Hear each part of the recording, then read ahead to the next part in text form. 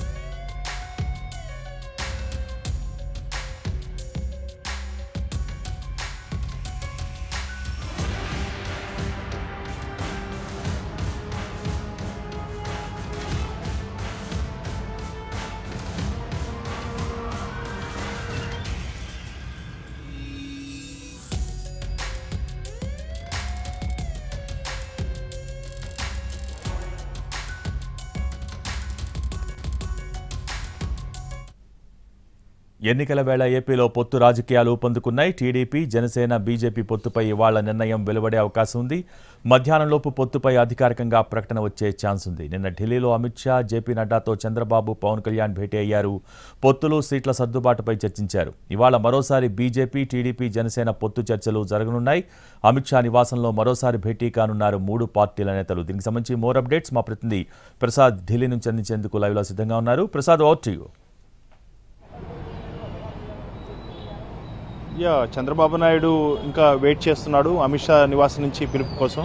అమిత్ షా నివాసంలో మరొకసారి భారతీయ జనతా పార్టీ జాతీయ అధ్యక్షుడు జేపీ నడ్డా, అదేవిధంగా టీడీపీ జాతీయ అధ్యక్షుడు చంద్రబాబు నాయుడు, జనసేన నేత పవన్ కళ్యాణ్ నలుగురు కూడా కలిసి కూర్చొని అమిత్ షా సమక్షంలో చర్చలు జరపబోతున్నారు. ప్రధానంగా ఏ స్థానాల్లో పోటీ చేయాలన్న అంశంపైనే ఇంకా కొద్దిపాటి స్పష్టత రావాల్సి ఉన్నట్టుగా పార్టీ వర్గాల నుంచి అంతరం సమాచారం బట్టి తెలుస్తుంది.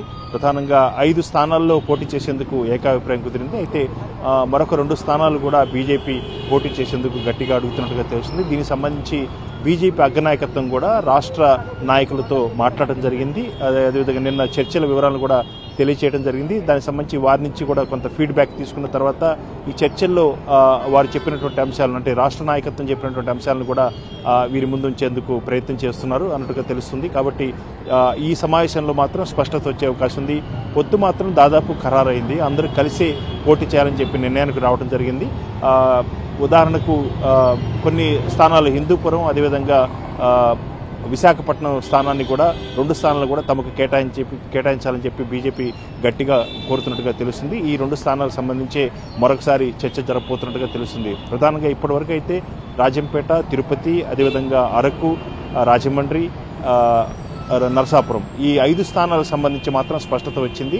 ఏలూరు స్థానం కూడా అడుగుతున్నప్పటికీ కూడా ఏలూరు స్థానాన్ని టీడీపీ ఇచ్చేందుకు అంత సుముఖంగా కనిపించట్లుగా తెలుస్తుంది. కేవలం మరొక 2 స్థానాల్లో విశాఖపట్నం, అదేవిధంగా విజయవాడ, లేకపోతే హిందూపురం ఈ 3 స్థానాల్లో ఏదో ఒక 2 స్థానాల్లో పోటీ చేసేందుకు ఆసక్తిని చూపిస్తుంది బీజేపీ.